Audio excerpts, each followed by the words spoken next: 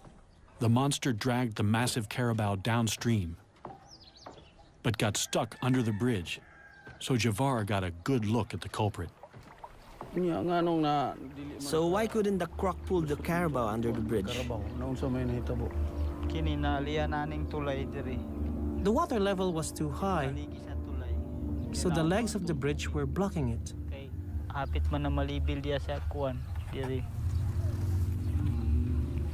And how many crocodiles were there? 2. 2? Were they different sizes? Yes, a big one and a smaller one. Then he drops a bombshell. The smaller one was Lolong. How big do you estimate the big one was? I estimate more or less from that point over there to the far side of the bridge. Okay, let's measure that. Instead of one giant croc chasing another out of Lake Mihaba, it seems 2 giant crocs were feeding together. And the second one was even bigger than Lolong. Wow! 12 meters, ang taas. Oh, dako gyud nga buhaya kay 12 meters man.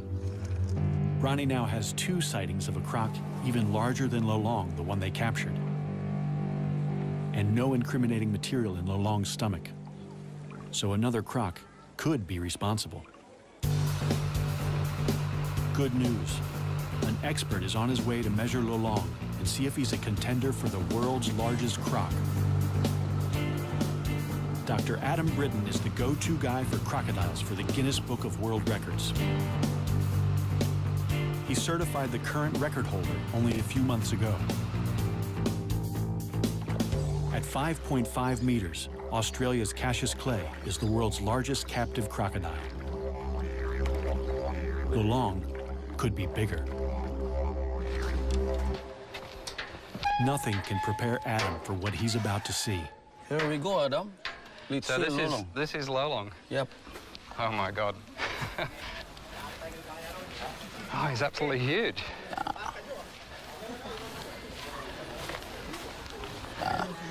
That's Lolong. It's incredible. Yeah. So really huge. I think he's the biggest crocodile I've ever seen. Yeah. To qualify for the Guinness record, Adam has to ensure Lolong lies perfectly flat and dead straight. So how do you measure a giant man-eater? It would be good to do it actually down the crocodile's back. Very carefully. I'm actually going to inject him with 2 different drugs. One is a muscle relaxant, and the other one is Valium. So he'll actually, hopefully, be quite happy while we're measuring him. While he's under, Lolong is in danger of overheating, so he must be constantly hosed down.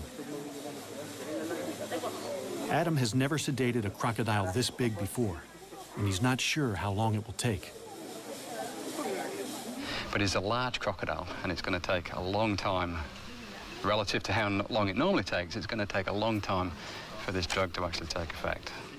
First, he has to get the needle into the monster croc. Adam gets dangerously close to the largest salty he's ever seen. So yeah, Ronnie, if you can keep a close eye on him. Yep. You see, he's got his left legs backwards, so he's still quite relaxed. But look for any signs like he starts to lift himself up or starts to move his head. This is now in a relaxed position. That's he's in a relaxed position right now. Yes, I can get out of the way quite easily, and I'm going to go that way if anything happens. Adam has nerves of steel, but Lolong reminds him who's the boss. He felt that.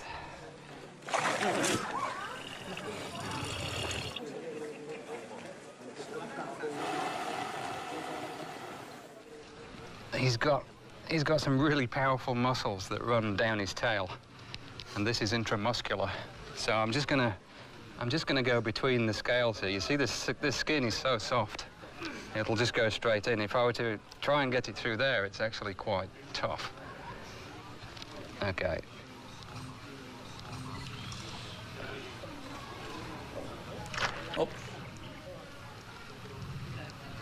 Okay. It's like a big mosquito. Wow, even that bent the needle. That was simply because he moved his tail. So the power of the muscles in the tail bent the needle while it was inside. 30 minutes later, Lolong is still showing no signs of feeling sleepy.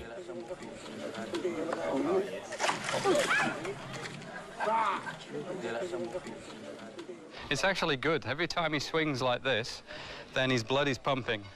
And the sedative that we put in will take effect more quickly. Okay. The sedatives are still showing very little effect. But Adam has drugged Lolong as much as he dares. Too much could kill him. They're going to have to shut those massive jaws by force. We have to remember that this crocodile is huge, is enormously heavy, very powerful. Adam can't do it alone. He's going to need some help. We're going to use 6 people for this procedure. He's going to have, by the time we've finished here, he's going to have 2 ropes on his jaws. So one person on either side of his head is going to hold those ropes nice and tight. Then I'm going to jump on the back of his neck and push his head down. This is after I put a towel on his eyes. I'm going to get one person then behind me to help me keep weight on his chest, and then 2 more people on his back legs. And we're going to lift his legs up off the ground so that he doesn't have any leverage with those legs. And he's still going to be stronger than us, really. I mean, he's huge, incredibly powerful, strong crocodile. But it's amazing when you get on the back of the head, particularly, and you cover the eyes and you put pressure down there, they often give up. They'll just sit there and say, okay, do what you need to do. Fingers crossed, anyway. Ronnie rounds up 5 volunteers. They have to get in the pen with the giant crocodile and sit right on his back. Okay, let's go and test him first and see if that drug is taking any more effect.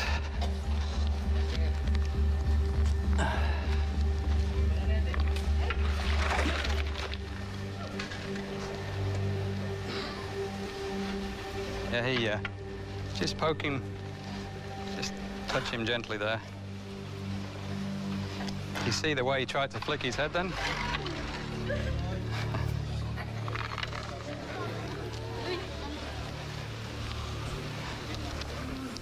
He's definitely lost some of his strength. They place towels over Lolong's eyes to help keep him calm. Okay.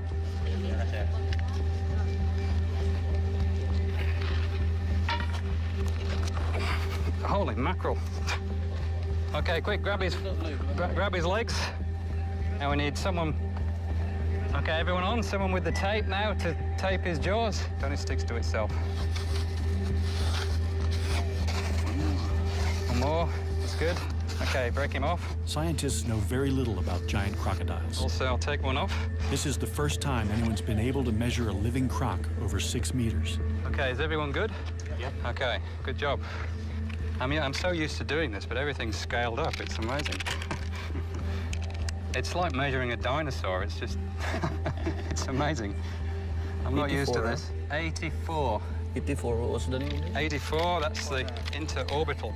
Okay. Adam takes this rare chance to make detailed measurements. 255, it's actually 496. What do you say? 450? Finally, yeah, okay, 450, the one exactly. everyone's waiting for. Now for the moment of truth. Dr. Adam Britton is going to measure snout to tip along the curve of Lolong's body. Yeah, that's good, yeah. Yep. All right, just make sure this goes straight down the middle again. This is the one that has to be. Yeah.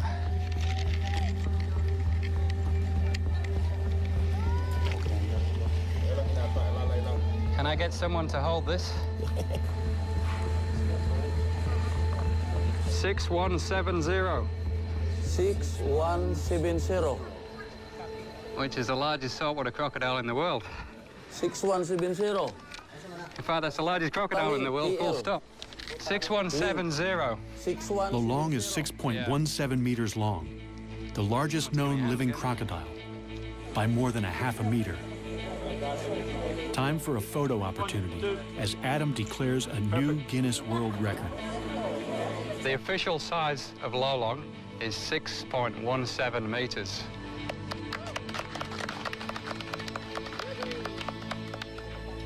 give him a round of applause for that. That's very impressive. How did Lolong get so big? Adam thinks he was born to it, and that he could have big brothers with the same giant crocodile DNA. As with humans, nurture is just as important as nature. Crocs grow most when they're young, but any stress inhibits growth. Only 1 or 2 siblings in a clutch reach their full potential. In his formative years, Lolong must have had plenty of food and few competitors. There were also far fewer people in the marsh to stress him out with their outboards and dynamite. Adam has what he's come for, but getting off again is almost as hard. Everyone from the back. We'll go backwards, all the way backwards, straight off. You last? Yes, yes. And then I will come off and I will take the towel off. So what you need to do now is cut this rope, cut this tape, sorry. Everyone ready to go back? Go, go. Backwards. Keep going. Let's go. Keep going. You too. Yeah. Okay, now you can... While Lolong is still a bit groggy, Adam can't resist the temptation to get his first really close look at the business end of a 6-meter croc. This is probably the most powerful set of jaws in the world, with teeth that'll make a meal of anything unfortunate enough to get too close. One thing that's interesting with these big crocs is the size and the shape of the head varies a lot. Lolong's is quite wide, so it's actually very interesting. He's got all these incredible gnarly ridges all the way down the front of his snout. But you look at his head and it's so flat and wide. Oh, and now he's opening his eyes to look at me. So, well, if he's looking at me, I'm going to move a little bit further out of range. So a saltwater crocodile has got the strongest bite of any animal, without question, and particularly Lolong. I mean, this will be, if we were to measure this bite, he would be the strongest that had ever been measured. It's quite amazing. But if you're going to have such an incredibly strong bite, then the jaws have got to be strong enough so that they don't splinter when you bite down on something like a turtle, for example. And the whole shape of the crocodile's head is really designed to give it that strength so that it's reinforced. So if he bit down on something, then it's not going to escape. Which reminds me, I better step back before I actually test this myself. Lolong is now officially the world's largest crocodile. His newfound fame is a massive boon to the community's tiny economy. In just the first few months, he brings in over $11,000 from tourists. There's a thriving cottage industry of Lolong-related goods. Their once mortal enemy has become a source of pride. However, there is still no proof that Lolong killed anyone. The attacks probably started because more and more people are moving into the crocodile's territory. And crocs are smart. Once they're onto an easy meal ticket, they'll keep coming back. There have been no more deaths since Lolong's capture. Still, the rumors of another giant croc won't go away. And after Adam and Ronnie go home, the people of the Agusan Marsh will still be living with thousands of crocs just meters from their houses. They've caught the world's largest crocodile, and they have a pen ready for his bigger brother. No matter what the experts say, the people believe that the real killer is still out there.